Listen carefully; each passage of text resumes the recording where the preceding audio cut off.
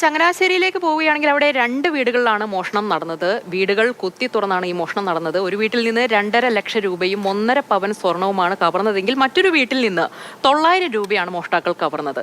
പുലർച്ചെ 1 മണിക്കും 4 മണിക്കും ഇടയിലാണ് ഈ മോഷണം നടന്നത്.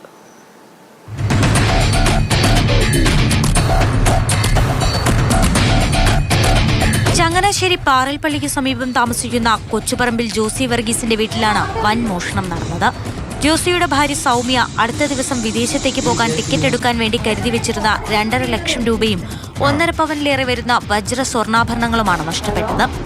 അതേസമയം ഇതിനു സമീപത്തുള്ള പല വീടുകളിലും ഇന്നലെ രാത്രി മോഷണവും മോഷണ ശ്രമവും നടന്നു. കുരിശുമൂട് സ്വദേശി ആന്റണിയുടെ വീട്ടിലെ മേശയുടെ ഡ്രോയിൽ നിന്നും 900 രൂപയോളം നഷ്ടപ്പെട്ടതായാണ് വിവരം. സമീപവാസിയായ ബൈജുവിന്റെ ഉൾപ്പെടെ പല വീടുകളിലും കള്ളൻ കയറുവാൻ ശ്രമം നടത്തിയിട്ടുണ്ട്. വീട്ടുകാർ ഉണർന്നതിനാൽ ഒരു വീട്ടിൽ മോഷണ ശ്രമം പരാജയപ്പെട്ടു. പ്രദേശത്തെ ഒരു നിരീക്ഷണ ക്യാമറയിൽ തമിഴ്നാട് സ്വദേശി എന്ന് കരുതുന്ന മോഷ്ടാവിന്റെ ദൃശ്യങ്ങൾ പതിഞ്ഞിട്ടുണ്ട്. ഇത് മുൻനിർത്തി ചങ്ങനാശ്ശേരി പോലീസ് കേസെടുത്ത് അന്വേഷണം ആരംഭിച്ചു.